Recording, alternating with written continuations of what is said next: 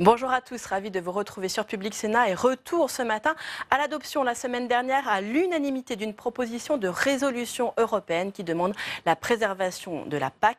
Un texte qui résulte d'un rapport transpartisan qui a été élaboré par les sénateurs Les Républicains, Pascal Gruny et Daniel Gremillet, mais aussi le sénateur de la République En Marche, Claude Haut, ainsi que Franck Montaugé, sénateur socialiste. Les sénateurs demandent au gouvernement de s'opposer à la réforme de la PAC en cours à Bruxelles et veulent que le gouvernement saisisse l'occasion du renouvellement de la Commission européenne qui va immédiatement suivre les élections du 26 mai. En effet, le Sénat craint que la réforme en cours aboutisse à une renationalisation de la PAC, une dénaturation de la PAC et à 27 politiques agricoles nationales. Notez qu'en Europe, les inquiétudes sont grandes aujourd'hui au niveau budgétaire avec des coupes drastiques qui s'annoncent pour le premier et le second pilier, évalués à 11 et 28%, mais aussi face à ce changement radical de logique de la PAC. Sachez enfin que les sénateurs veulent que cette question de la politique agricole commune soit centrale, soit au cœur des débats pour les élections européennes, dont le coup d'envoi officiel a d'ailleurs été donné hier. Retour donc au débat en séance. L'ordre du jour appelle maintenant la discussion de la proposition de résolution au nom de la Commission des affaires européennes en application de l'article 73 quater du règlement sur la réforme de la politique agricole commune, présentée par M. Daniel Gremillet, Mme Pascal Gruny, M. Claude Haut et M. Franck Montaugé. Dans la discussion générale, la parole est à M. Claude Haut, au nom de la Commission des affaires européennes, pour une durée de 5 minutes.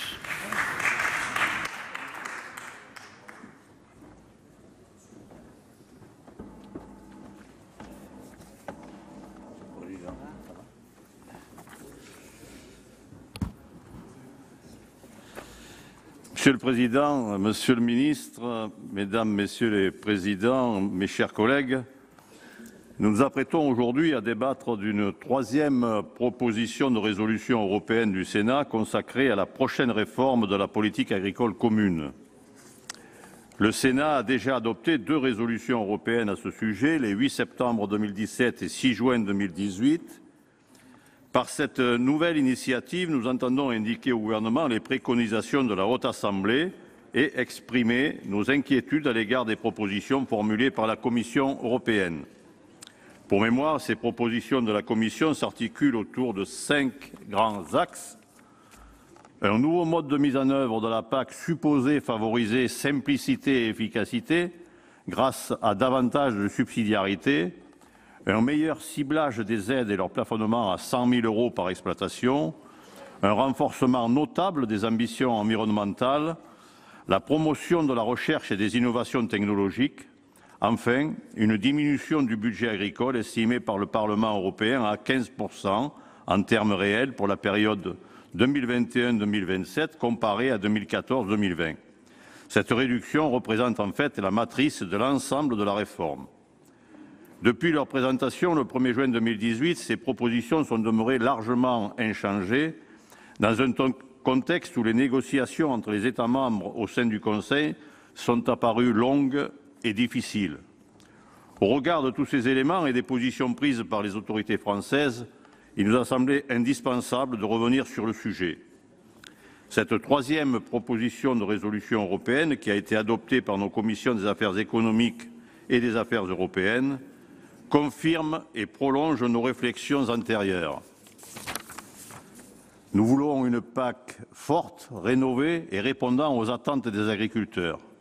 Dans cet objectif, notre proposition de résolution comporte 28 demandes et recommandations visant à obtenir un budget stable en euros constants sur la période 2021-2027 et réaffirmer les termes des précédentes résolutions du Sénat.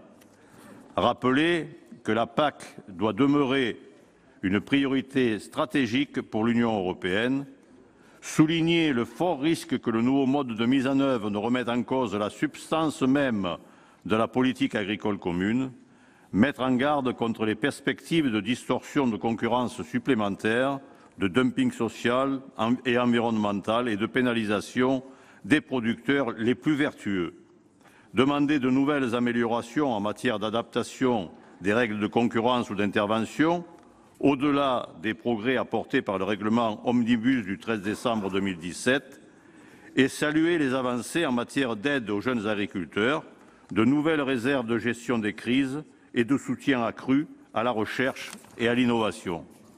Fort heureusement, les négociations sur les contours de la future réforme de la PAC sont loin d'être finies. Par ailleurs, les autorités françaises ont affirmé le caractère inacceptable des propositions de la Commission européenne en matière budgétaire dans le prochain cadre financier pluriannuel. Pour autant, nos agriculteurs ont grand besoin d'être rassurés et il en va de même pour la représentation nationale. Vous êtes d'ailleurs bien placé pour le savoir, Monsieur le Ministre, que le sujet de la PAC nous tient tous particulièrement à cœur, au point de transcender largement nos différentes sensibilités politiques. Nous attendrons donc avec un grand intérêt de connaître la position du gouvernement sur l'état des négociations en cours. Merci. La parole est à Madame Pascale Gruny au nom de la Commission des Affaires européennes pour une durée de 5 minutes.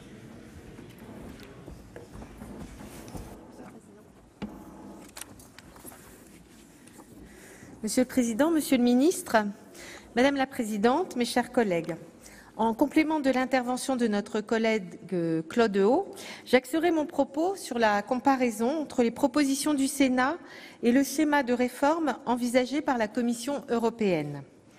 Or, en l'état actuel des choses, disons-le clairement, l'écart entre les deux apparaît tout à fait considérable. Certes, ce schéma comporte plusieurs points positifs et notre collègue vient de les saluer. Néanmoins, le contenu général des négociations en cours suscite un très vif sentiment de malaise en raison tout à la fois des contraintes budgétaires, du manque d'ambition et des risques soulevés par les orientations de la Commission européenne. Plus précisément, ces orientations ne reprennent que très imparfaitement, voire contredisent aussi bien les recommandations des deux premières résolutions du Sénat de 2017 et de 2018 que celles de notre nouvelle et troisième proposition de résolution européenne sur la PAC. Nous déplorons le projet de diminution drastique du budget. En termes réels, moins 12% pour le premier pilier et moins 28% pour le second. S'y ajoute l'incertitude pesant sur le nouveau mode de mise en œuvre de la PAC, des interrogations sur les nouvelles ambitions environnementales, ainsi que la perspective d'un quasi-statu quo sur l'adaptation des règles de concurrence aux spécificités agricoles. En dernière analyse, le risque ultime de la réforme en gestation est même celui d'une renationalisation de la politique agricole. Depuis de nombreuses années, en effet, les pays de l'Union affichent des divergences de vues de plus en plus profondes sur la PAC. Par cette proposition de nouveau mode de mise en œuvre, la Commission manifeste surtout l'intention de mettre un terme à son travail de médiation pour trouver une position commune, en laissant la main désormais largement aux États membres dans la gestion de leur politique agricole. Or, les obligations réglementaires et les standards pour les bonnes conditions agricoles et environnementales, qui figurent dans l'annexe du projet de la Commission, deviendraient presque toutes optionnelles. Les distorsions de concurrence ne pourraient, dès lors, que s'accentuer dans une course au moins-disant environnemental en toute légalité et au détriment des producteurs les plus vertueux, notamment français, alors même qu'ils éprouvent déjà de grandes difficultés à vivre dignement du fruit de leur travail. Au surplus, la présentation détaillée du dispositif, comprenant 142 articles et plusieurs annexes, conduit à craindre un simple transfert de bureaucratie de l'Union européenne vers les États membres, dont les agriculteurs ne tireraient aucun bénéfice. En définitive, seule la Commission européenne semblerait y trouver intérêt. Ce changement d'approche radicale fait craindre un fort risque de renationalisation rampante. On peut ainsi redouter à terme, c'est-à-dire à la fin des années 2020, d'aboutir de facto à 27 politiques agricoles qui ne seraient plus communes en rien. Ceci marquerait la fin de la PAC telle qu'elle a été conçue et appliquée depuis l'origine en 1962. Permettez-moi de conclure en rappelant qu'avec nos collègues Daniel Gremillet, Claude Haut et Franck Montaugé, nous avions présenté dès le mois de juillet 2017 un premier rapport d'information intitulé PAC, traverser le cap dangereux de 2020. Ce travail a été actualisé par un second rapport d'information publié en février 2019. Le titre de ce document, PAC, arrêter l'engrenage conduisant à sa déconstruction d'ici 2027, résume à lui seul l'évolution inquiétante de ce dossier, ainsi que la ligne directrice de notre proposition de résolution afin de conjurer pareille perspective. Depuis le 6 juin 2018, date de notre dernier débat en séance publique avec votre prédécesseur, les négociations sur la future PAC ont continué à avancer, sans malheureusement que les orientations défendues par la Commission européenne ne soient fondamentalement remises en cause au Conseil par les États membres. Or, Monsieur le Ministre, il y a urgence, car plus le temps passe, plus ces orientations risquent de s'imposer à la longue. Le président de la République nous donne parfois l'impression de nous écouter à Paris, mais de tenir un discours inverse à Bruxelles. Pour peser face à nos partenaires, il faut une parole constante et une voix qui ne tremble pas. Et disons-le franchement, si les autorités politiques françaises ne réagissent pas maintenant en envoyant un signal politique particulièrement fort, il sera définitivement trop tard. Je vous remercie.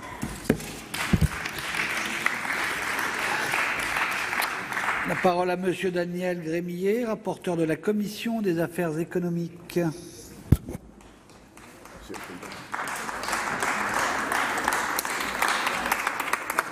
Monsieur le Président, Monsieur le Ministre, Madame la Présidente de la Commission des affaires économiques, Monsieur le Président de la Commission des affaires européennes, mes chers collègues. En juin dernier, Monsieur le Ministre, le Sénat a adopté à l'unanimité, d'ailleurs, il me semble que vous étiez avec nous dans cette unanimité, une résolution européenne appelant à la préservation d'une politique agricole commune forte. À cette occasion, j'avais relevé le paradoxe temporel de la proposition de réforme administrative et financière de la PAC proposée par la Commission. Il peut se résumer ainsi. C'est justement à l'heure où l'on parle d'une Europe en crise que la Commission européenne a délibérément choisi de sacrifier sa politique la plus européenne et la plus intégrée. Cette situation n'a pas changé et il est important de le rappeler à la veille des élections européennes. Modifier ainsi la PAC serait plus qu'une faute, ce serait véritablement un renoncement. Un renoncement vis-à-vis des femmes et des hommes travaillant jour et nuit avec passion pour nourrir le continent, à l'heure où il est si facile d'obtenir des produits alimentaires importés de moindre qualité. Comment peut-on justifier de telles coupes drastiques des budgets européens qui viennent saper la compétitivité de nos exploitations au détriment de la sécurité sanitaire du continent? Un renoncement, Monsieur le Ministre, au regard de l'ambition agro-environnementale de l'agriculture européenne. Comment pourrait-on demander aux agriculteurs de faire beaucoup plus avec beaucoup moins? Un renoncement également devant une ambition stratégique que tous les autres grands pays du monde ont bien comprise. La PAC semble une priorité déclinante pour l'Union européenne, alors qu'il en va tout autrement pour toutes les autres grandes puissances agricoles. Les chiffres se suffisent à eux-mêmes.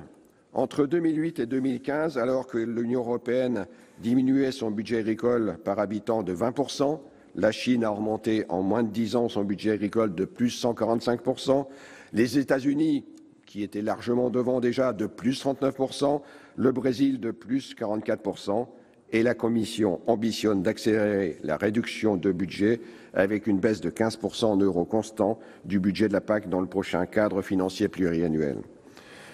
Cela fait un an que la position de la Commission est connue. Le gouvernement en public a toujours déclaré être contre ce budget. Or, depuis notre dernier débat, en juin dernier, rien n'a évolué. Les coupes sont toujours là, au même niveau que ce qui avait été annoncé. Ce renoncement, Monsieur le Ministre, c'est aussi celui du gouvernement dans la négociation européenne. Quelques lueurs d'espoir sont apparues notamment à la Commission de l'agriculture du Parlement européen qui, bien que politiquement contrainte, a proposé quelques avancées. Je pense notamment à la pérennisation jusqu'en 2050 du système des autorisations de plantation de vignes, seul outil de gestion du potentiel de production au sein de la PAC. Mais le bilan reste bien et très terne.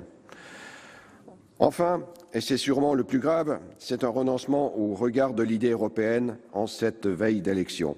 Les auditions de notre groupe de suivi ont mis en évidence un sentiment largement répandu dans le monde agricole de perte de sens de la politique agricole commune. Or, la PAC a rempli depuis 1962 un rôle fondateur, essentiel pour garantir une nourriture en quantité suffisante et d'une qualité exemplaire à l'ensemble de l'Union européenne. Quand même, à dire le président de la Commission des affaires européennes, Jean Bizet, c'est une politique ancienne, mais loin d'être une vieille politique, elle est la clé d'entrée pour relever les principaux défis du XXIe siècle. La position du Sénat a toujours été très claire. Et cette proposition de résolution, fruit du travail transpartisan, la réaffirme haut et fort.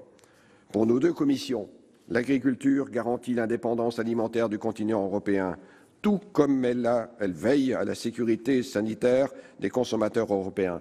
Elle contribue à la vitalité de nos territoires ruraux. Sans elle, les mécanismes d'aide alimentaire ne seraient pas ce qu'ils sont. Elle permet une meilleure préservation de l'environnement grâce à ses externalités positives qui bénéficient à l'ensemble de la société. L'agriculture doit être notre priorité stratégique. C'est pourquoi aucune réforme de la politique agricole commune ne sera satisfaisante sans une préservation a minima d'un budget, d'une ambition en euros pour 2021-2027. Votre responsabilité, Monsieur le Ministre, est désormais de lutter contre ce renoncement et de faire évoluer les choses. Après, il sera trop tard. Merci.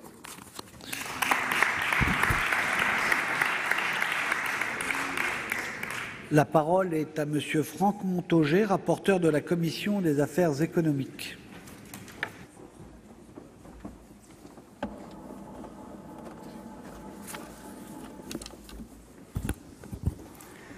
Monsieur le Président, Monsieur le Ministre, chers collègues, pour la troisième fois, nous interpellons le gouvernement sur le devenir, très préoccupant selon nous, de la plus grande politique intégrée de l'histoire de l'Union, la PAC. Une politique qui a été longtemps la clé de voûte de toutes les institutions européennes. Pour l'essentiel, les inquiétudes et les propositions que nous formulions lors des deux résolutions précédentes persistent. En quelques mots, une vision stratégique faible dans un contexte international où l'indépendance et l'autosuffisance alimentaire deviennent des enjeux majeurs.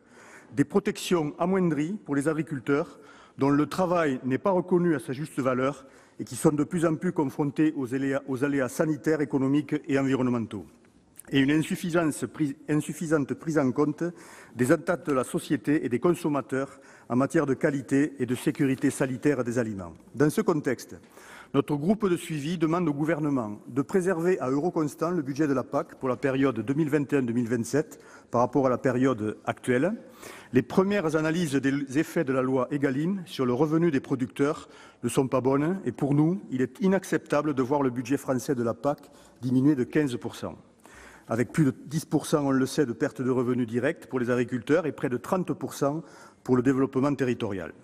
En sus des problèmes du leader, le message en direction des acteurs des territoires déjà en difficulté, agriculteurs, maires, etc., est ici très négatif. C'est pourtant l'épure qui résulte du nouveau contrat de financement pluriannuel. Et vous nous direz, Monsieur le Ministre, comment dans un tel contexte, l'effort qui est demandé aux agriculteurs en matière de conversion et de transition vers l'agroécologie sera rendu possible par le gouvernement. Dans cette situation, nous appelons à la reconnaissance des externalités positives de l'agriculture, les PSE, que nous promouvons avec Henri Cabanel, Jean-Claude Tissot depuis pas mal de temps et le groupe socialiste. Et notre groupe de suivi de la PAC revient sur l'enjeu du maintien des ICHN. Certains territoires et leurs producteurs sont victimes de la nouvelle carte et je vous renouvelle, Monsieur le Ministre, la proposition gersoise de mettre en œuvre sur ces territoires une démarche expérimentale de PSE. Nous avons tous les éléments scientifiques, économiques et juridiques pour nous y engager. Et s'il fallait ne pas prendre sur les crédits de la PAC, nous vous proposons de rémunérer ces services sur les fonds Horizon Europe, 100 milliards d'euros quand même sur la période 2021-2027 de prévu, voire LIFE. Les syndicats agricoles y sont prêts, il faut y aller. Je terminerai sur la question centrale de la gouvernance de la future PAC. Prenons garde, Monsieur le Ministre, que ce qui, sous couvert de subsidiarité, est présenté comme une simplification de la gestion de la PAC, ne se traduise dans les faits par une concurrence accrue entre agriculture nationale. Dans l'état actuel des propositions, pour le moins floues, le risque de renationalisation de la PAC est pour nous réel. Si cette voie devait être engagée, les inconvénients pour la France pourraient à terme être plus importants que les avantages. Mesurons-en et tirons-en les conséquences politiques. Plutôt que cela, nous en appelons à des mécanismes européens communs et plus souples de gestion. Je pense à la réserve de crise et à l'article 224 qui permet de déroger aux règles de la concurrence, à la mise à disposition des exploitations agricoles d'une boîte à outils de gestion des risques auxquels ils sont confrontés, à des normes identiques, c'est très important, s'appliquant à l'ensemble des agricultures européennes et au refus des produits d'importation qui ne respectent pas les standards de production européens et donc à la création d'une structure de contrôle sanitaire européen. La PAC est à un tournant aussi important que celui de 1992, qui avait consisté à s'aligner progressivement sur les prix des marchés par réduction des aides. Depuis l'ouverture de cette période, l'agriculture française se porte-t-elle mieux? Pour certains acteurs de la filière peut-être, mais certainement pas pour les producteurs. Cet enjeu social apparaît insuffisamment pris en compte dans les orientations de la Commission. Notre agriculture a aussi reculé à l'exportation et la question de sa compétitivité est posée. C'est à l'aune de ces problématiques, en plaçant les paysans et les producteurs agroalimentaires au cœur du raisonnement, que nous construirons une nouvelle étape de l'agriculture, répondant aux demandes de la société européenne et aux enjeux de l'agriculture française. Le commissaire Hogan avouait que les principes, je le cite, les principes de la future réforme sont déjà acquis. Alors pourquoi en discutons-nous? Quelle est, Monsieur le Ministre, en définitive, la stratégie du gouvernement français pour que les principes de la future PAC servent les intérêts des agriculteurs français? Je vous remercie. Merci. La parole à Monsieur Didier Guillaume, ministre de l'Agriculture et de l'Alimentation.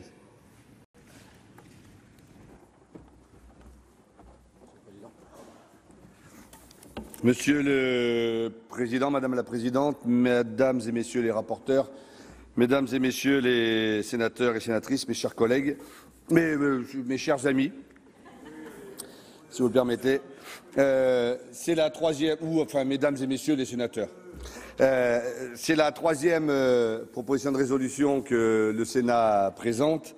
Ça a été dit et elle a été une nouvelle fois adoptée à l'unanimité. Et je voudrais vraiment vous en remercier. Cette proposition de résolution aide beaucoup le gouvernement et m'aide beaucoup, et je la partage de fond en comble. Je partage vos critiques politiques sur l'orientation politique de l'Union européenne et de la Commission européenne. C'est pour ça que le 26 mai, j'espère que ces orientations changeront et qu'une nouvelle coalition et qu'une autre majorité pourra voir le jour, parce que si c'est la même majorité, les mêmes causes produiront les mêmes effets et la volonté de la Commission, ce sera de baisser le budget et nous y sommes très opposés et la France y est très opposée et pour l'instant 20 pays en Europe dont la France et l'Allemagne sont opposés à la proposition de la Commission, comme le Sénat y est opposé et je voudrais vraiment vous en remercier. Sur les 3 points que vous avez évoqués, vous déplorez la baisse du budget. Le gouvernement aussi. Vous exprimez une crainte de voir la renationalisation, le gouvernement également. Et vous dites que dans votre PPRE que le conditionnement de l'ambition environnementale doit se faire en fonction du maintien du budget, c'est la position du gouvernement. Aussi, je dois vous dire que sur l'ensemble des points que vous évoquez, le gouvernement français est en parfait accord avec votre PPRE. Et comme j'avais voté la dernière comme sénateur, si j'étais encore sur vos bancs, je l'aurais bien voté, mais je dis que le gouvernement vote la PPRE que vous avez présentée. Je voudrais faire quand même 2-3 petites introductions rapides. Vous êtes adressé au gouvernement et il est vrai que nous ne vivons pas dans un îlot, nous ne vivons pas seuls en Europe et que le gouvernement peut faire des choses et il en fait, je vous indiquais les orientations, mais il faut des majorités en Europe. Si la France était seule, le budget de la PAC ne baisserait pas d'1 centime. Si la France était seule, il y a des propositions sur lesquelles nous pourrions intervenir, comme par exemple celle qu'a évoquée M. Montaugé. Sauf que la France n'est pas seule, elle n'est pas isolée, mais elle n'est pas seule. Et pour l'instant, seuls 20 pays en Europe sont en phase sur les 27.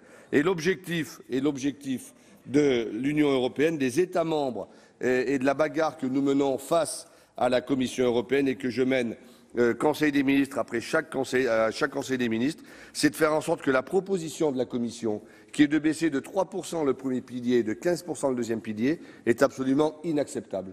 Le président de la République l'a dit lors du Conseil d'État et des chefs de gouvernement. Je l'ai évoqué déjà à 2 ou 3 reprise en Conseil des ministres. Il n'est aujourd'hui pas pensable de baisser le premier pilier, les aides directes à l'agriculture. Au moment où l'agriculture européenne et française souffre, il est hors de question qu'il y ait 1 centime de moins dans ce premier pilier. Et quant au deuxième pilier, si nous voulons travailler sur le filet de sécurité, si nous voulons travailler sur le système assurantiel, si nous voulons travailler, et vous l'avez dit les uns et les autres, sur les ICHN, sur les zones de montagne, sur les MAEC, alors évidemment, il ne faut pas que le deuxième pilier baisse. Or, soyons les uns et les autres très clairs, le budget de la PAC va baisser.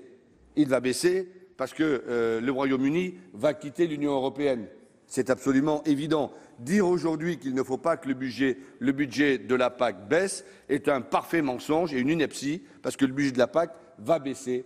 Mais le travail que nous menons au niveau des États membres, unanimement, c'est tout simplement de dire que nous voulons un budget, ce qu'on appelle UE 27, c'est-à-dire la configuration des 27, c'est-à-dire hors le Royaume-Uni, c'est-à-dire il n'est pas question que le budget de la PAC baisse plus que le départ, les 13 milliards du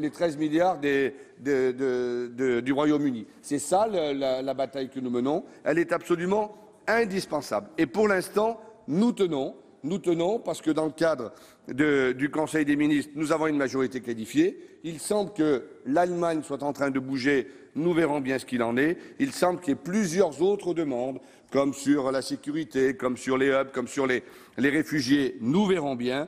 En tout cas, la position de la France, que je peux réaffirmer devant vous cet après-midi, mesdames et messieurs les sénateurs, c'est que nous soutenons votre PPRE, parce qu'elle va exactement dans le sens et les orientations que mène le gouvernement. Sur les questions que vous avez posées globalement les uns et les autres, M. Grimillet évoquait la perte de sens. Oui, il peut y avoir une perte de sens si nous ne regardons pas où nous voulons aller. Or, la politique agricole commune, avec ses 2 piliers, elle est très claire.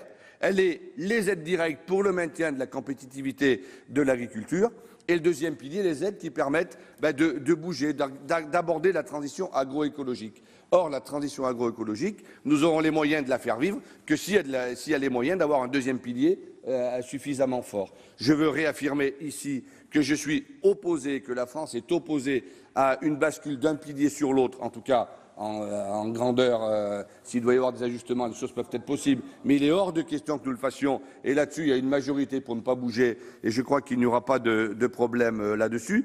Et tout à l'heure, Madame Gruny évoquait la position du président de la République, qui est une voix qui ne tremble pas et qui ne porte pas. Je crois que la position de la France, elle est connue. Je l'évoque Conseil des ministres après Conseil des ministres, et tout le monde sait, et c'est peut-être là-dessus qu'il peut y avoir une différence entre la République fédérale allemande et la République française, c'est que nous, jusqu'au bout, nous ne tremblerons pas et nous ne bougerons pas sur le maintien du budget de la PAC. Quant à ce qu'évoquait Monsieur Haut tout à l'heure sur la position globale du Sénat que je partage, je l'ai évoqué bien évidemment, nous devons avancer ensemble pour faire muter cette PAC et pour faire muter l'agriculture française. Monsieur Montaugé évoquait tout à l'heure à la fois les ZDS et la force sanitaire européenne. La force sanitaire européenne, elle est décidée. La France l'a proposé, l'Union européenne l'a acté, elle va se mettre en place dans les mois et les années qui viennent. Il est indispensable qu'il y ait une force européenne de contrôle sanitaire afin de regarder ce qui se passe. Nous, la France l'a dit à plusieurs reprises, c'est la raison pour laquelle elle n'a pas accepté la signature du lancement des consultations sur l'accord avec les États-Unis d'Amérique et l'Union européenne, parce que l'Amérique refuse l'accord sur le climat, de même que par rapport au dumping social, au dumping fiscal, la France ne peut pas accepter et l'Europe devra se battre là-dessus pour ne pas accepter qu'entrent dans l'Union européenne des produits qui ne sont pas aux standards de l'Union européenne. Sans ça, forcément, il n'y a plus aucune compétitivité et nous serons tout à fait en difficulté. Alors, très rapidement, sur les points principaux que nous voulons évoquer et pour répondre aux questions que vous avez posées, mesdames et messieurs les sénateurs, la position de la France, elle est claire. La PAC est une priorité, ça ne peut pas être négociable, ça ne peut pas être la variable d'ajustement d'un accord politique qui serait fait sur d'autres sujets. Le budget de la PAC doit être sanctuarisé parce que le secteur agricole est un secteur économique très important, stratégique, aussi bien au niveau des territoires, aussi bien au niveau de l'alimentation que de l'environnement, de nos paysages, que de notre secteur agroalimentaire, qui sont des secteurs très importants. C'est pour ça que le gouvernement défend une PAC forte, très forte, au travers du budget maintenu hors effet Brexit, je l'évoquais, dans le cadre UE 27, et c'est pour ça que le gouvernement accueille favorablement votre PPRE. Deuxièmement, que le gouvernement défend une PAC commune, réellement intégrée au niveau européen. Nous l'avons dit à plusieurs reprises, il est hors de question de renationaliser la politique agricole commune. La politique agricole commune, elle est commune. Et à partir de là, il n'y en a pas 27, il y en a une seule. Et là-dessus, je pense que nous tiendrons.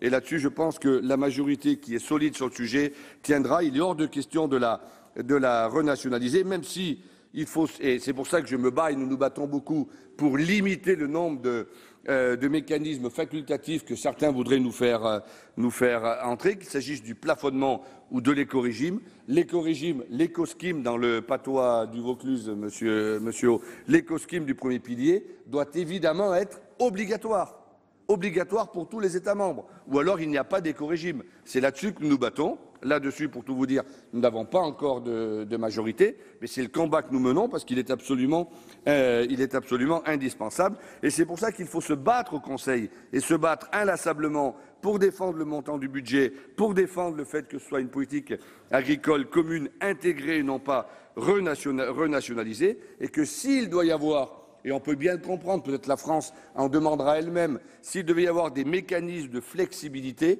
ils devraient être vraiment à la marge pour simplement aider des particularités régionales ou de filières économiques. Ça, c'est bien évident.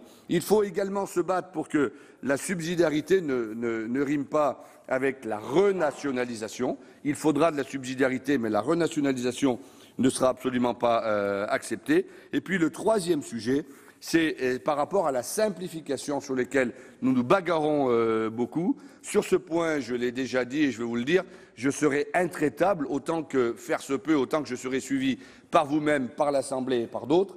La précédente PAC, elle a été beaucoup trop complexifiée, elle est incompréhensible pour nos agriculteurs, il y a 9200 critères, on ne sait pas où on en est, et là-dessus, je m'engage, et on en a déjà parlé ici, si le Parlement nous aide la France, parce que je terminerai là-dessus, aide la France à la simplifier et à mettre des grandes orientations claires que tout le monde comprenne, je pense que ce sera bien pour tout le monde, pour toutes les filières et pour tous les secteurs. Et là, je compterai sur vous, mesdames et messieurs les sénateurs. Enfin, la France, évidemment, défend une PAC forte qui protège ses agriculteurs.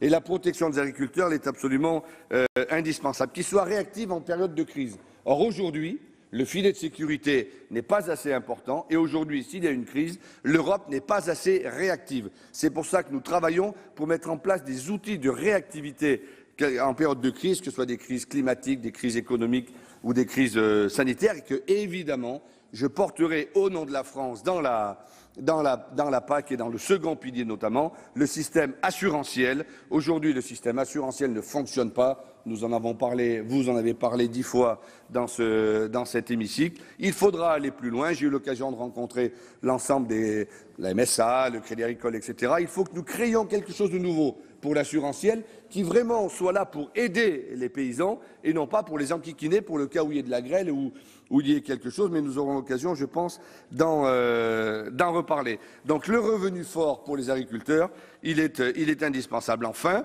sur les deux derniers points, évidemment, il faudra tenir compte des spécificités, et nous avons plusieurs spécificités. D'abord, la spécificité ultramarine, et je dois dire que, évidemment, nous devons, et nous avons d'ailleurs travaillé là-dessus dans la délégation Outre-mer, je ne sais pas si le président Magras est là, faire en sorte que le POSEI puisse tenir le plus fortement possible, parce que cette spécificité ultramarine, nous devons continuer à la porter. Et puis évidemment, les ICHN, les zones de montagne, les zones défavorisées, tous ces sujets sur lesquels tout à l'heure M. Montaugé a évoqué. Je veux simplement dire que la nouvelle carte qui a été validée par l'Union européenne fait que 14 000 communes entrent dans la nouvelle carte des zones défavorisées simples, qu'il y en a 6 800 qui sortent.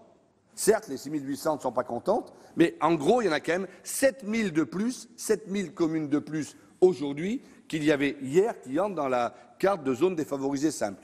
Évidemment, dans ce pays, on ne dit jamais merci, ce n'est pas le sujet, mais les communes qui sont rentrées elles ne se sont pas fait entendre. Les communes qui se sont sorties se sont fait évidemment entendre. Nous avons essayé de régler un certain nombre de cas là où c'est possible, un certain nombre d'exploitations. On a mis en place un audit pour un certain nombre d'exploitations. Nous faisons en sorte que la première année, il y ait un accompagnement à 80%, la deuxième année à 40%, voir si on peut rajouter un certain nombre de MAEC. Mais tous ces sujets, nous allons essayer d'avancer.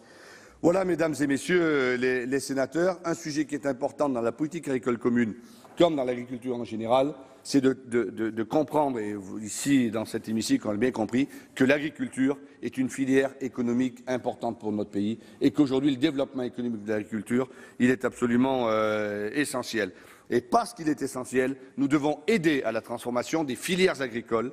Et je crois qu'elles travaillent les unes et les autres beaucoup. Les plans de filière qui ont été mis en place aujourd'hui sont vraiment en train de se mettre en action. Nous faisons des comités de suivi trimestriels pour arriver en sorte de faire évoluer. Et la mutation de l'agriculture aujourd'hui en France se fait comme jamais elle ne s'est fait. Il n'y a aucune autre filière économique dans ce pays qui a autant muté ces dernières années, à qui on a demandé autant de choses, autant de sacrifices, autant de mutations que la filière économique agricole. Et c'est pour ça que je souhaite, et que je pense qu'on peut se retrouver là aussi à travers votre PPR et la suite, nous devons avancer pour protéger, pour développer, pour défendre, pour promouvoir l'agriculture française.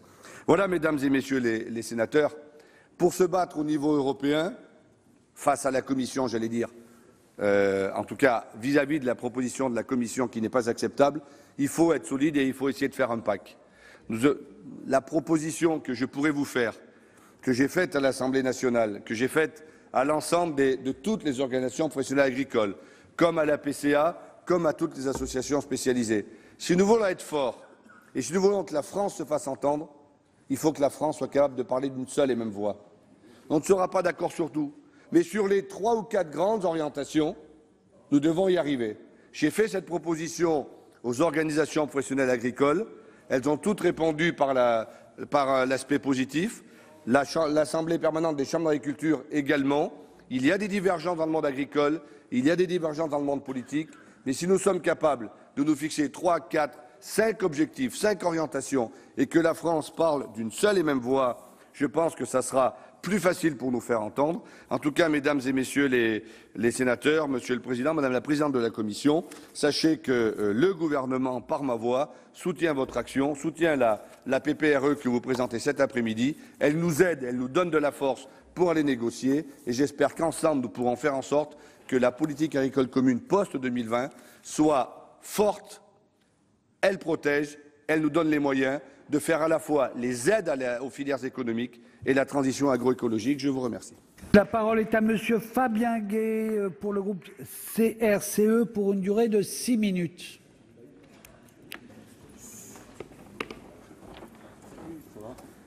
Merci beaucoup. Je vous laisse faire. Merci beaucoup.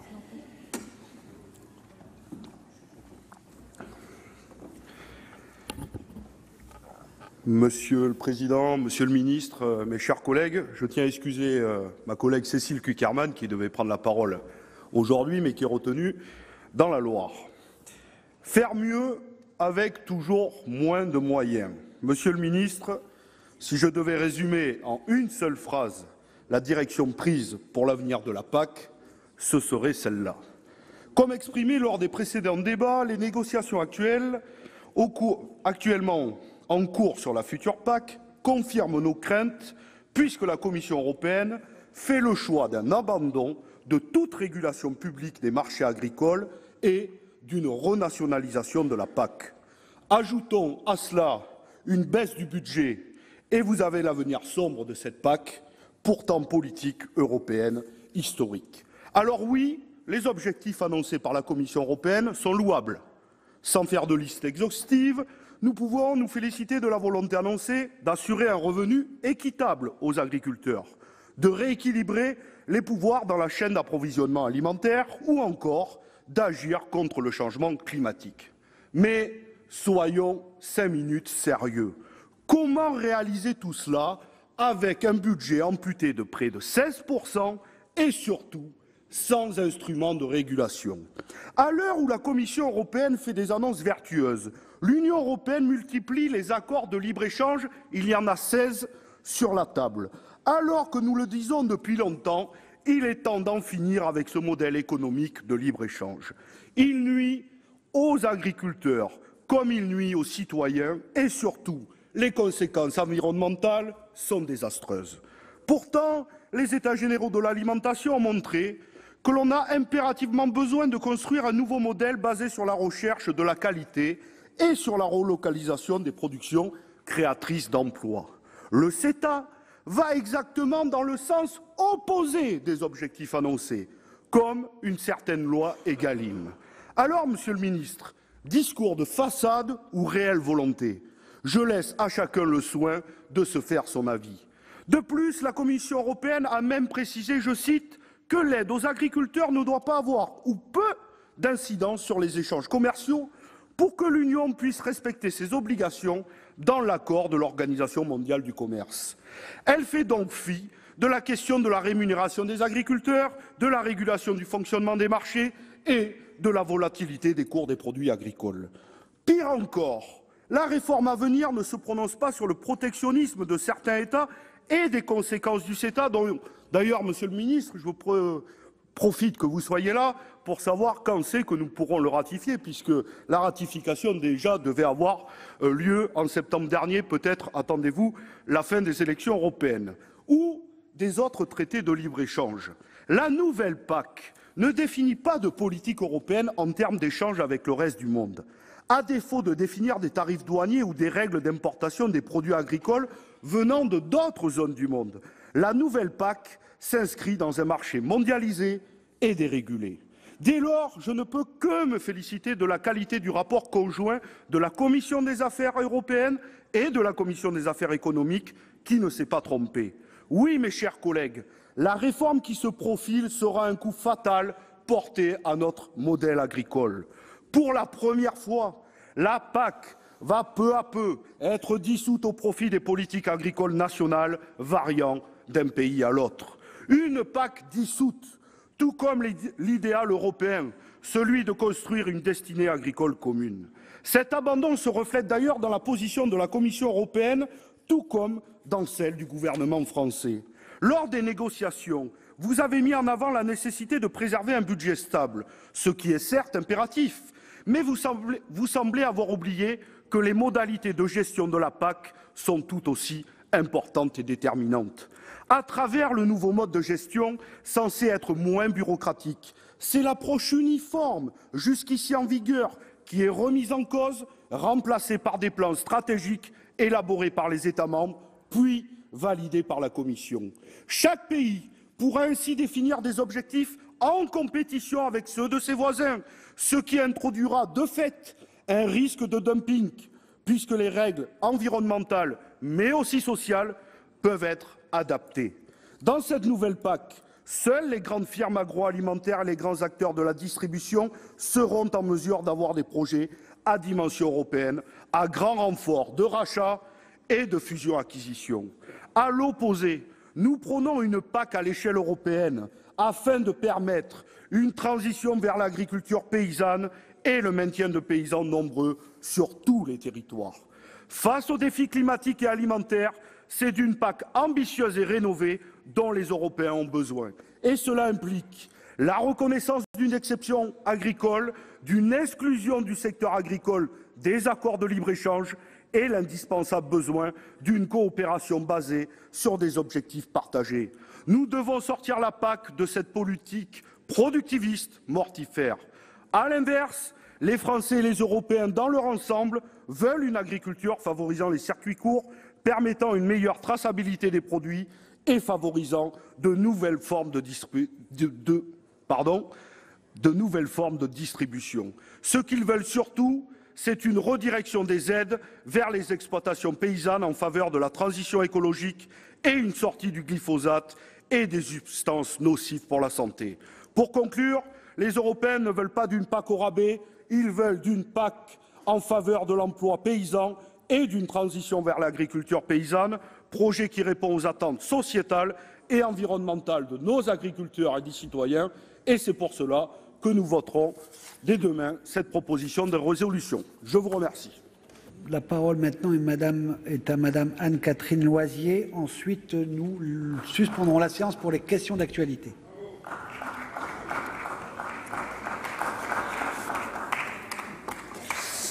Merci, Monsieur le Président, Monsieur le Ministre, mes chers collègues. Pour la France, première puissance agricole de l'Union européenne, la PAC constitue un enjeu majeur, un enjeu alimentaire, un enjeu économique, un enjeu d'aménagement du territoire. Nous examinons aujourd'hui, cela a été dit, une troisième résolution, les deux premières ayant été peu ou insuffisamment entendues. À l'heure où l'Union européenne doit s'affirmer face aux pressions américaines ou asiatiques, il nous apparaît effectivement essentiel de ne pas manquer ce rendez-vous de la PAC de 2020. Cette réforme doit être à la hauteur du nouvel ordre mondial qui se dessine. Et pour s'imposer, l'Union européenne doit s'appuyer sur ce qui constitue le socle de sa cohésion, la politique agricole commune, et affirmer très clairement une vision stratégique pour l'agriculture de demain. Comment alors admettre une PAC qui s'orienterait vers une diminution de plus de 15% des aides directes, bien au-delà des 13 milliards induits par le Brexit, et qui se traduirait par des baisses conséquentes de revenus des agriculteurs, quand nous savons qu'un tiers des agriculteurs français vivent avec moins de 350 € par mois, ces perspectives ne sont pas acceptables. D'autant qu'elles s'inscrivent, nous le savons, dans une mondialisation, une dérégulation grandissante des marchés qui fait peu de cas des standards européens et d'une concurrence loyale. Monsieur le ministre, quelles sont les chances de survie de notre modèle agricole familial extensif dans un tel contexte, avec qui plus est un risque de renationalisation des politiques et le retour en force de stratégies du moins-disant, de dumping social ou environnemental pour conquérir les marchés du voisin? On s'interroge, où est la vision communautaire? Soyons donc plus cohérents. Nous avons voté il y a quelques mois une loi Egalim qui préconise contractualisation, regroupement en organisation de producteurs, montée en gamme, inversion de la construction du prix, meilleure répartition de la valeur entre producteurs, transformateurs et distributeurs. Pour mettre en place cette loi, pour être cohérent, il nous faut une PAC qui protège et qui œuvre elle aussi pour une meilleure reconnaissance et une plus juste rémunération du producteur, lui permettant de vivre dignement de son métier, mais aussi, vous l'avez dit, Monsieur le Ministre, d'investir, d'innover et de gagner en compétitivité agricole. Les citoyens, les élus, les consommateurs veulent une PAC forte, ambitieuse, mais ils veulent aussi une PAC réaliste. Pas une PAC de repli face aux puissances agricoles conquérantes, américaines, asiatiques ou russes, celles-là même qui semblent avoir bien saisi toute la dimension hégémonique de l'enjeu agricole dans les prochaines décennies et investissent massivement. Une PAC qui s'adapte sans ignorer les pratiques protectionnistes grandissantes de ces mêmes acteurs qui viennent conquérir les marchés européens mais protègent les leurs et avec lesquels nous concluons des accords de libre-échange sur nos filières les plus vulnérables parce que les plus exigeantes en qualité. Je pense bien sûr notamment au piège dans lequel nous poussons nos producteurs de viande. Et ce sans respecter l'article 44 de cette même loi Egalim qui interdit, je le rappelle, la vente de produits alimentaires ne respectant pas les normes de production ou de traçabilité européenne. Avec cette nouvelle PAC, ça a été dit, c'est ni plus ni moins la subsistance du modèle d'agriculture français, mais aussi européen, familial, extensif, de qualité, de proximité, présent sur l'ensemble de nos territoires, nourrissant les populations et exportant dans le monde entier qui est en jeu. Un modèle qui crée des emplois, qui aménage le territoire. Et c'est pour cela que le Sénat réaffirme une fois de plus en cette période cruciale que ce rendez-vous de la réforme de la PAC ne doit pas être manqué. Comme ses prédécesseurs l'ont fait avec succès, le président de la République doit lui-même peser dans les négociations à venir et tracer la voie de l'agriculture européenne du XXIe siècle compétitive et responsable, en soutenant les agriculteurs, en priorité ceux qui produisent de la qualité dans le respect de l'environnement et en favorisant notamment les prestations pour environnement, en accompagnant la viabilité des exploitations et notamment celles qui se trouvent dans les zones les plus défavorisées et en prônant une coopération d'un nouveau genre, avec des traités internationaux où la qualité des productions, la santé des consommateurs et le respect de l'environnement deviennent les maîtres mots. Pour le groupe UC, qui apporte son total soutien à cette résolution, c'est ainsi que la France apportera sa contribution à une Europe agricole plus juste et plus responsable, une Europe forte qui relève les défis du XXIe siècle, faisant écho aux attentes clairement exprimées par les jeunes générations. Je vous remercie.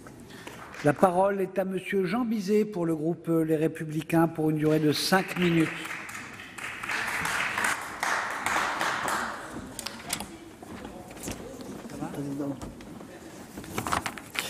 Monsieur le Président, Monsieur le Ministre, mes chers collègues, il y a maintenant près d'un an, le Sénat votait sa deuxième résolution sur la réforme de la politique agricole commune. Nous étions alors nombreux sur ces bancs à juger que le débat s'engageait sur des bases extrêmement inquiétantes. Aujourd'hui, force est de constater que ces inquiétudes ne sont pas levées. Loin s'en faut. La première d'entre elles porte évidemment sur les ressources budgétaires allouées à l'agriculture européenne et le projet de cadre financier pluriannuel de 2021-2027 marque à ce titre une véritable rupture en prévoyant des coupes d'un niveau inégalé bien supérieur aux 13 milliards correspondant à la diminution ou au Brexit. C'est ainsi qu'une baisse de 15% en termes réels est proposée, ce qui représente un manque à gagner de près de 7 milliards d'euros pour l'ensemble de la ferme France et engage la pérennité des filières les plus fragiles, ainsi que la survie économique de nombre d'exploitations à travers notre pays. Le gouvernement, sitôt ces annonces connues, s'est bien sûr empressé de contester ce déclin de l'ambition agricole de l'Europe. La vigueur de sa rédaction ne saurait toutefois faire oublier à quel point elle fut tardive, car focalisé qu'il était sur le financement de nouvelles politiques européennes, le gouvernement a relégué l'agriculture au second rang des priorités françaises durant les discussions budgétaires préparatoires. En refusant de jouer son rôle de premier défenseur de la PAC, auquel nos partenaires étaient habitués, il a de facto donné blanc-seing à la Commission pour proposer l'atrophie des crédits agricoles. Sachez que lors des différentes rencontres que je peux avoir avec mes partenaires au niveau de ce qu'on appelle les conférences spécialisées pour les affaires communautaires, c'est un message que j'ai régulièrement malheureusement entendu. Cette erreur est lourde de conséquences, car chacun sait qu'une fois posées les bases d'une négociation, il devient très difficile d'en inverser totalement les paradigmes quand tous les grands pays producteurs de la planète mettent une politique stratégique de renforcement de leur concours public à l'agriculture. Ça a été évoqué par un certain nombre de nos collègues. Je vous rappelle qu'aux États-Unis, on y consacre pratiquement 498 $ par Américain, quand en Europe, c'est simplement 198. La question financière, pour centrale qu'elle soit, ne doit cependant pas nous conduire à ignorer l'autre sujet de préoccupation dans cette réforme de la PAC. Il s'agit du nouveau modèle de mise en œuvre proposé par la Commission elle-même au travers de l'élaboration par les États membres de plans stratégiques nationaux. Bien sûr, nous sommes tous en faveur d'une meilleure application du principe de subsidiarité, comme nous savons tous que la PAC ne peut faire l'économie d'une simplification administrative supplémentaire. Mais gardons également à l'esprit qu'il doit s'agir avant tout de simplifier la vie des agriculteurs et non celle de la Commission, qui cherche surtout ici à se défaire de la charge administrative en la transférant aux États membres. Toutefois, le principal danger de cette proposition, qui couvre tant les actions du premier pilier que du second, est ailleurs. Il réside en premier lieu dans la remise en cause de la gestion partagée de la politique agricole au niveau communautaire. Ne nous y trompons pas, ce qui en résultera précisément est bel et bien une renationalisation rampante de la PAC et la transformation de ce qui est aujourd'hui une politique commune cohérente en un simple supermarché de possibilités et d'outils. En effet, ce cadre global relâché, combiné aux nouvelles flexibilités accordées aux États membres, laisserait à chaque pays des marges de manœuvre extrêmement importantes, qu'il s'agisse des règles d'éligibilité des bénéficiaires, des contrôles et des sanctions, du choix des types d'aides et de leur montant, ou encore du niveau même de transfert financier entre les piliers. Dans ce contexte, Monsieur le ministre, je ne peux que m'étonner, m'inquiéter du fait que cette nouvelle architecture, à l'utilité plus que douteuse, mais au risque bien établi, ne fasse pas l'objet d'une opposition plus résolue, notamment de la part des autorités françaises, qui me paraissent à ce sujet bien passives. Monsieur le ministre, c'est avec une gravité certaine que nous devons aborder la suite de ces négociations. Je sais que vous en héritez, mais c'est la légitimité même de la PAC et son efficacité à travers sa mise en œuvre cohérente sur l'ensemble du continent et le niveau de ses ressources budgétaires qui risque d'être irrémédiablement remise en cause. Je vous remercie. La parole est maintenant à Madame Sophie Primas. Présidente, vous avez la parole. Merci beaucoup, Monsieur le Président, Monsieur le Ministre, mes chers collègues. Nous avons souhaité, avec le Président Bizet, avoir ce débat très important en cette période d'élections européennes. Car comment parler d'Europe sans aborder le sujet de la PAC? Comment parler d'Europe sans évoquer cette politique voulue par les pères fondateurs? Cette politique qui a permis, en l'espace de 60 petites années, de garantir une alimentation de qualité en quantité suffisante pour tous les citoyens européens, n'en déplaise aujourd'hui aux vendeurs de peur, ceux qui ont le ventre plein et la mémoire courte. Comment réfléchir à l'avenir de l'Europe sans penser à une politique agricole qui façonne notre modèle de développement, notre modèle stratégique, économique, environnemental, qui dessine notre modèle alimentaire, y compris dans sa dimension sanitaire, qui impacte l'aménagement de nos territoires ruraux et qui, en définitive, est une partie de notre identité. Henri Cabanel disait tout à l'heure qu'un agriculteur se suicide tous les 2 jours. C'est un drame. Et l'émotion que cela devrait susciter est la même que celle que nous avons ressentie lorsque la charpente de Notre-Dame brûlait. C'est notre identité la plus profonde qui est touchée. Sans la PAC, permettez-moi d'affirmer qu'il n'y aurait sans doute pas l'Union européenne que nous connaissons. Pour la famille gaulliste qui est la mienne, la PAC est un des acquis du couple franco-allemand voulu par Adenauer et de Gaulle. Ces difficultés aujourd'hui sont le signe d'un affaiblissement de cet axe franco-allemand que le président s'était pourtant engagé à relancer. Tout l'enjeu des négociations en cours sur l'avenir de la PAC, tant sur la question du budget que sur son contenu, est de définir quelle agriculture européenne, mais plus généralement quelle Europe nous voulons pour demain. Car oui, Monsieur le Ministre, nous voulons l'Europe. Ces négociations ont débuté en 2018 et ont suscité de vives inquiétudes dans nos campagnes. Au-delà du budget, souci majeur plusieurs fois évoqué, le risque le plus important et le plus inédit est celui de la renationalisation de la PAC qui fait craindre une course au moins-disant social, au moins-disant environnemental au détriment de nos agriculteurs et qui est l'inverse de l'esprit européen. La situation est historiquement grave car si nous en sommes là, Monsieur le Ministre, c'est que la négociation à laquelle a participé la France a été un échec. Le président de la République a clairement sa part de responsabilité et il doit s'en expliquer. Comment le nier quand ce même président de la République s'exprimait ainsi à la Sorbonne en septembre 2017, esquissant ainsi son projet agricole européen? La PAC, disait-il, est devenue un tabou français, en disant souhaiter un peu plus loin ouvrir, je cite, de manière décomplexée et inédite, une politique agricole commune permettant de laisser plus de flexibilité au niveau du pays. Alors 2 ans plus tard, nous y sommes. Les annonces présidentielles ont été mises en œuvre et comme l'a dit le président Bizet il y a quelques instants, la direction prise sera difficile à modifier. Certes, entre-temps, plusieurs prises de parole officielles, dont la vôtre, Monsieur le Ministre, ont dénoncé tant le budget que la réforme proposée par la PAC. Et le discours que vous nous avez tenu tout à l'heure est volontariste et je vous crois sincère. Mais je ne savais pas, Monsieur le Ministre, que nous étions en cohabitation, tant votre discours est différent de celui du président.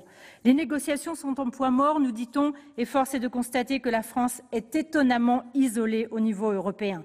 Le travail diplomatique de conviction et d'alliance doit être repris.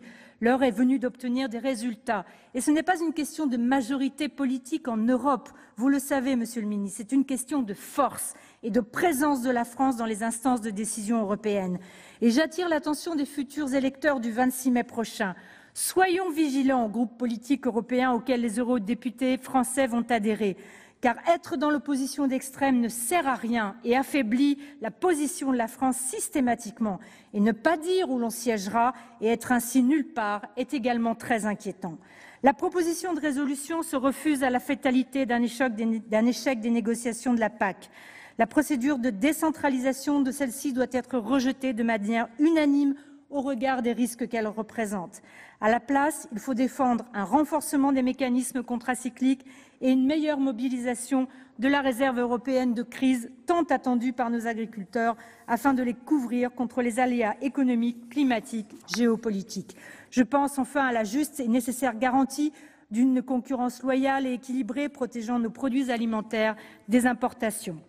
Je soutiens enfin une révision à la hausse des moyens budgétaires, car c'est le cas dans tous les autres grands pays, dans toutes les autres grandes puissances agricoles, afin de relever ensemble les défis auxquels sont confrontés l'agriculture. Il en va, Monsieur le Ministre, de notre indépendance géostratégique, de notre sécurité alimentaire Les négociations vont reprendre après les élections européennes. C'est un moment historique et je souhaite à la France force, courage et réussite.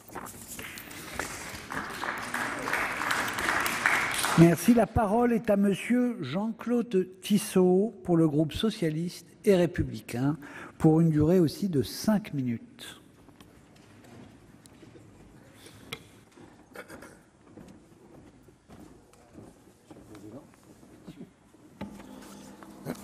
Merci.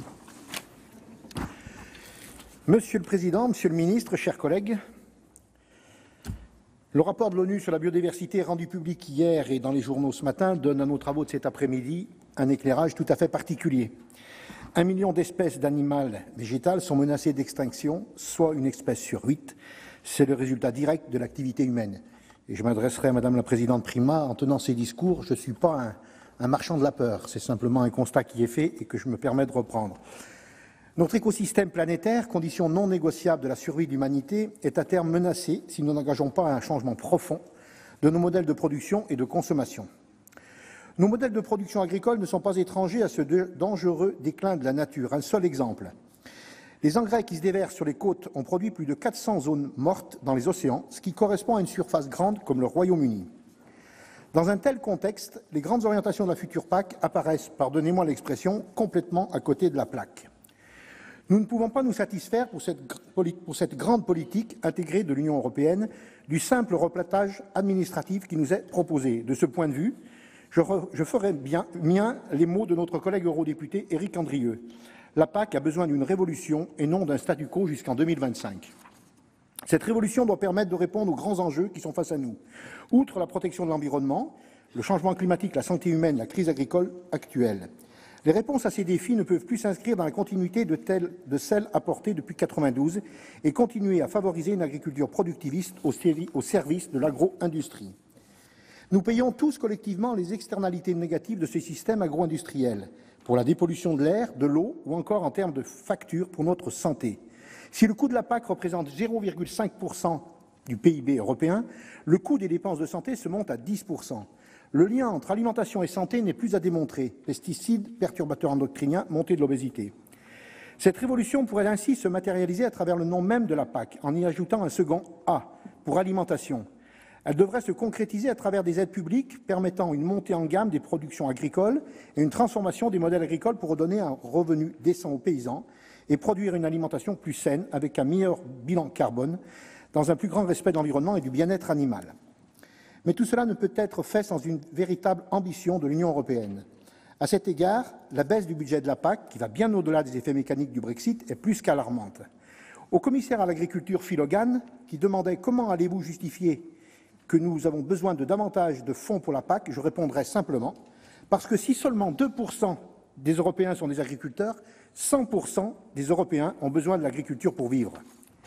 La proposition de résolution que nous examinons aujourd'hui, qui rappelle les préconisations de nos 2 précédentes résolutions, balaye bien ces différents enjeux et les réponses à y apporter. C'est pourquoi notre groupe lui apporte son plein soutien. Et Monsieur le Ministre, le gouvernement entendra-t-il ce nouvel appel du Sénat à une autre ambition pour la politique agricole commune et renouera-t-il avec le volontarisme que la France avait mis à la soutenir dans les années précédentes? Je vous remercie. Merci. La parole est à Monsieur Pierre Louault pour l'Union centriste pour une durée de 4 minutes.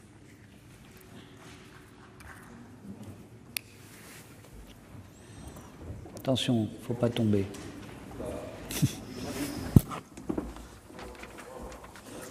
Ah, bon. Merci pour la comparaison. Monsieur le Président, Monsieur le Ministre, c'est vrai qu'on arrive au terme de ce débat et je retiendrai quelques points qui me semblent essentiels.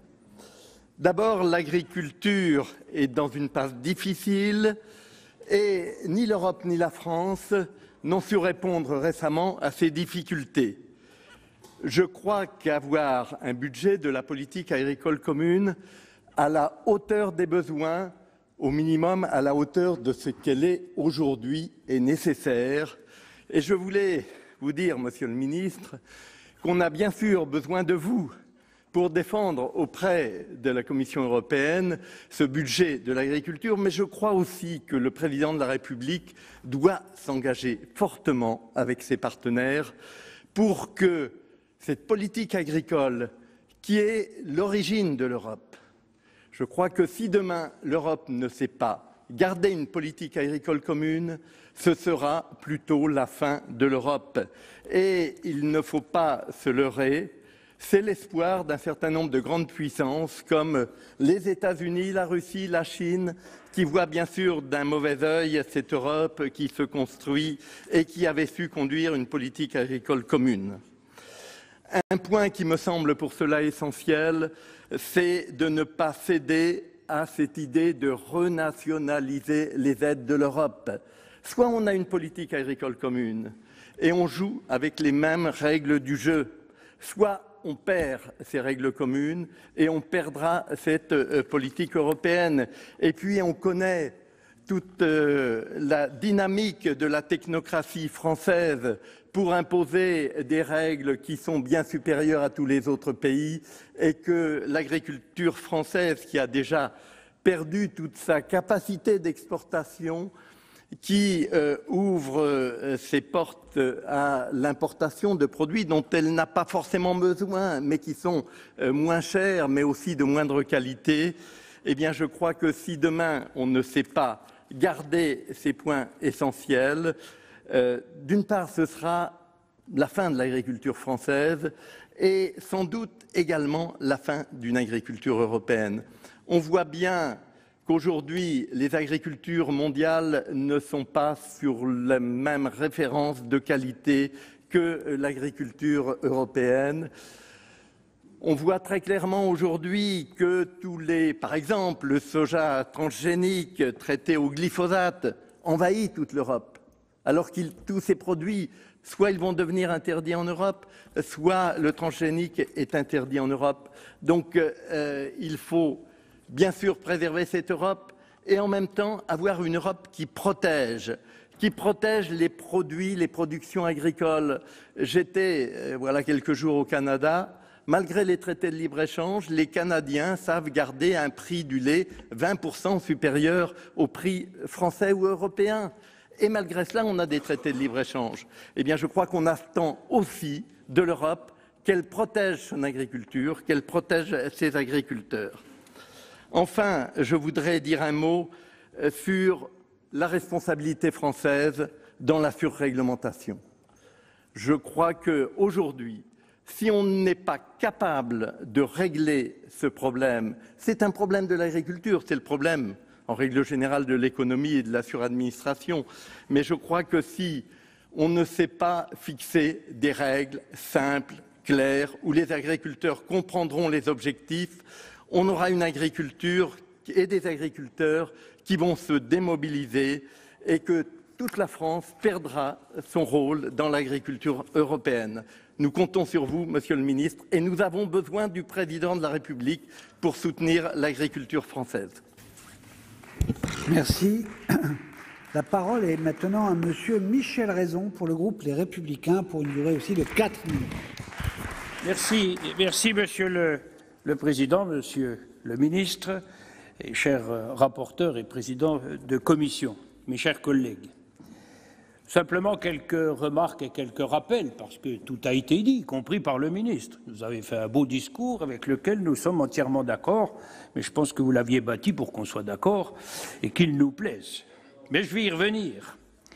Je voudrais, dans un premier rappel, ça a été dit, c'est un secteur économique particulier, l'agriculture, avec une importance particulière, mais un fonctionnement différent des autres secteurs économiques. Entretien du paysage, mais surtout stratégique. Lorsque les pays sont en conflit, lorsqu'on fait des embargos, c'est toujours sur l'alimentation. Et depuis 50 ans, nous sommes dans l'opulence alimentaire et les détracteurs de l'agriculture ne doivent pas tout à fait se rendre compte de ce que ça pourrait être une pénurie de produits alimentaires. Donc sur le plan de la sécurité même de l'Europe et en particulier de la France, cette valeur stratégique de l'agriculture française et de l'agriculture européenne est absolument à soutenir. Quelques remarques sur la politique agricole commune, des points qui ne sont pas en danger pour le moment, mais sur lesquels je souhaite insister, toujours parce que nous savons que l'investissement en agriculture, l'installation en agriculture nécessite des investissements en rotation très lente, qu'il est difficile de démarrer le métier. Les aides aux jeunes agriculteurs, ce n'est pas remis en cause pour le moment, mais il fait toujours du bien de le dire, doivent être absolument maintenues et renforcées.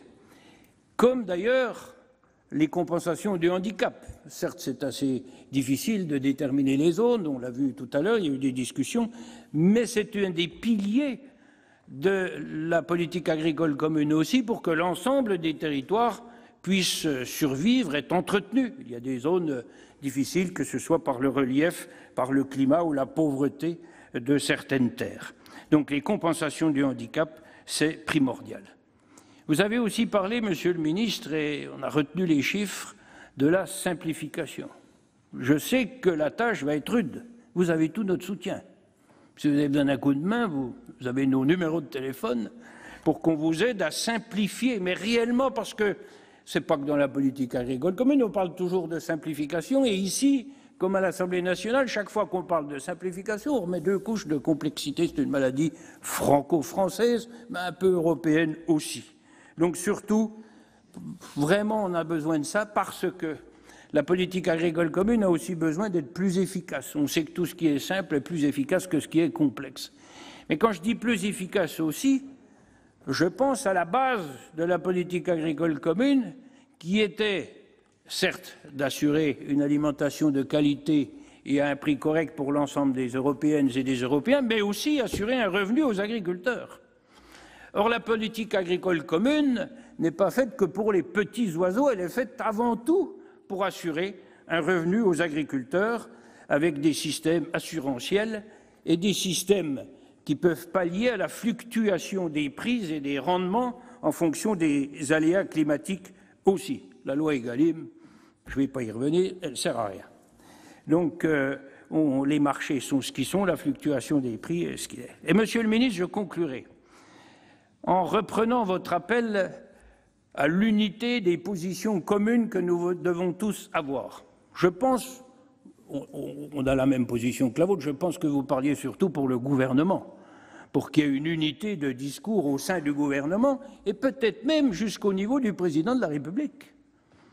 Quand je parle d'une unité de discours, c'est une unité entre nous, mais qu'on n'ait pas le même discours en France que lorsqu'on est au niveau européen, ça peut être grave aussi. Et ça nous a été souligné lors d'une audition il y a 1 an par le commissaire allemand du budget de la Commission européenne. Ça nous avait évidemment quelque peu frustrés d'entendre que les discours n'étaient pas les mêmes dans notre pays qu'à Bruxelles. Et dites aussi au président de la République que lorsqu'il parle de l'agriculture au moment d'un buzz médiatique comme celui qu'on a sur la biodiversité, vous avez dépassé de qu'il n'oublie pas, et je conclus, Monsieur le Président, qu'il n'oublie pas de souligner tous les points positifs qui ont été apportés par l'agriculture moderne depuis une 50aine d'années, au lieu de ne souligner que le fait qu'il faut absolument qu'on se remette en cause, qu'on n'est pas bon, que ça ne peut pas continuer comme ça. Merci, Monsieur le Ministre, de nous aider aussi sur ce sujet. Bien. Donc, la discussion générale est close. Nous passons à la discussion du texte de la proposition de résolution européenne. Et il y a plusieurs amendements, 2 amendements en discussion commune. Et d'ailleurs, Monsieur Labbé, comme il y a un amendement principal et un amendement de repli, je vous propose de les présenter les 2 en même temps. Merci, Monsieur le Président, Monsieur le Ministre, mes chers collègues.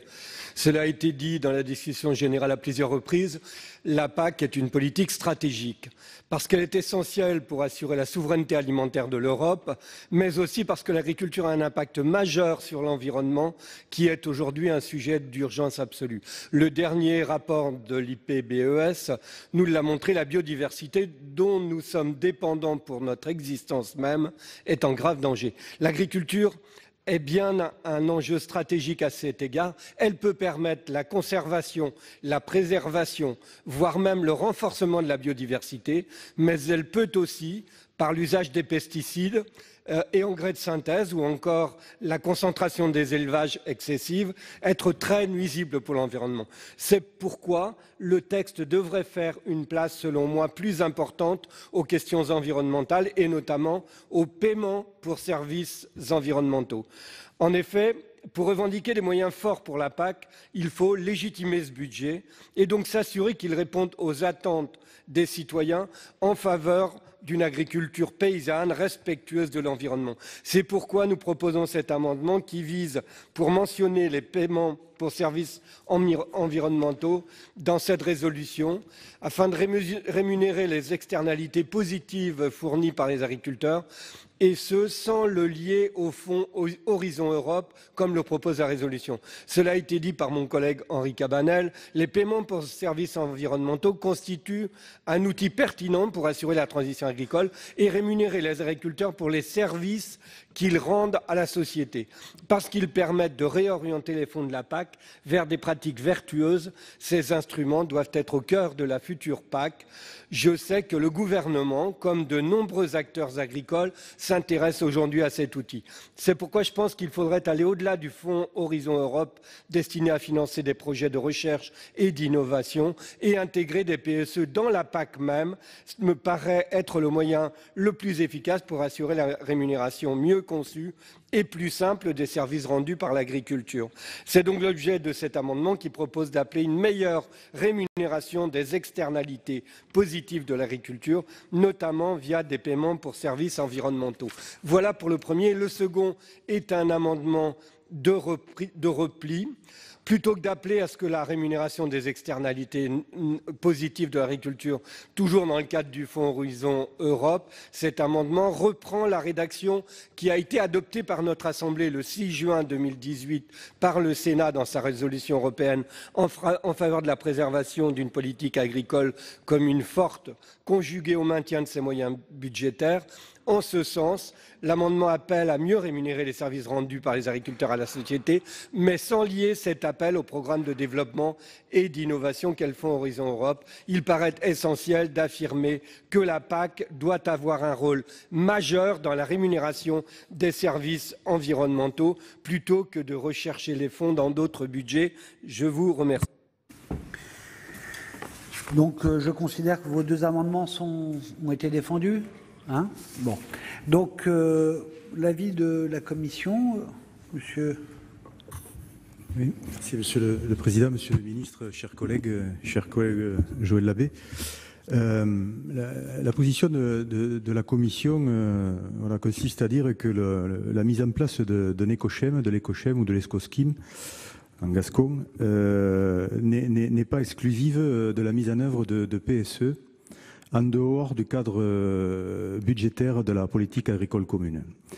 Et même que, compte tenu des baisses annoncées du budget de la politique agricole commune, il serait plutôt préférable de financer les paiements pour services environnementaux en dehors du cadre budgétaire de la PAC. Donc effectivement, le programme Horizon 2000 permettrait d'y pourvoir.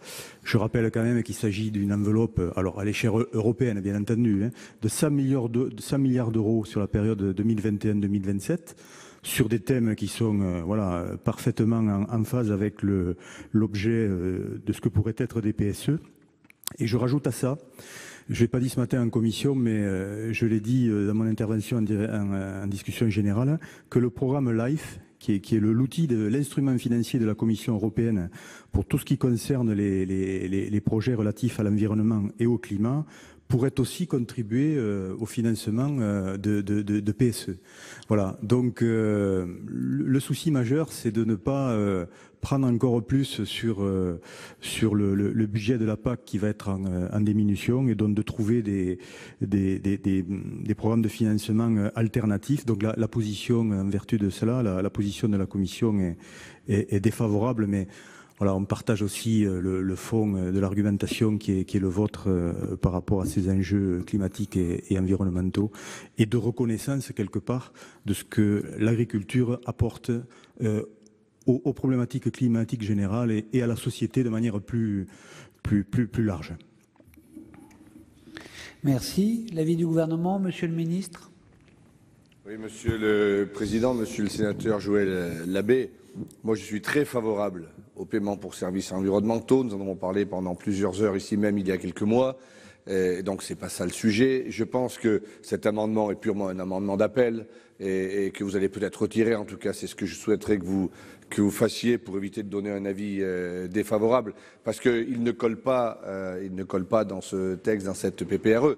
Mais le fond de votre engagement est très fort et les paiements pour services environnementaux devront être mis en place d'une façon ou d'une autre. Vous l'avez d'ailleurs, je crois, voté à l'unanimité ou à la quasi-unanimité il y a de cela quelques temps. Mais là, dans le moment où nous sommes, la force que nous devons avoir et garder, c'est l'unité pour le budget. Avant de partir sur d'autres sujets, j'allais dire de s'égayer dans d'autres directions, même autant soit-elle importante, il faut garder sur le budget. Et dans ce cadre-là, déjà, nous avons des observations différentes. Moi, je suis désolé de dire que je ne peux pas laisser dire que le gouvernement serait divisé sur la PAC, qu'il y aurait une cohabitation, comme l'a dit la présidente, ou comme l'a dit monsieur Raison, qu'il y a un double discours. D'ailleurs, je vais me faire parvenir l'audition du, je ne sais pas qui, quel commissaire allemand, parce que si c'est le cas, alors je me permettrai d'intervenir. Je me permettrai d'intervenir pour remettre les pendules à l'heure, parce que la France n'a qu'un discours depuis le début. Et je suis au regret de vous dire que c'est la France qui a pris le drapeau pour dire qu'il est hors de question que le budget de la PAC baisse. C'est personne d'autre. Mais reconnaissons quand même qu'il faut avoir une majorité qualifiée pour le voter et qu'aujourd'hui, la France est un peu trop isolée et que certains pays traditionnels de l'Europe, et y compris un grand pays, est en train de vouloir mettre autre chose dans le budget européen, peut-être, que la politique agricole commune. Donc je pense que sur un sujet comme celui-ci, évitons de faire des divisions qui ne sont pas, les meilleures. Battons-nous pour ce budget. Mais monsieur Labbé, la transition agroécologique, les paiements pour services environnementaux sont indispensables. Et je pense que vous devriez, si vous êtes d'accord, retirer votre amendement pour laisser toute la force à cette PPRE que le gouvernement soutient. Merci. Monsieur Labbé, votre réponse à cette incitation. Oui, Monsieur le Ministre, je vous ai entendu.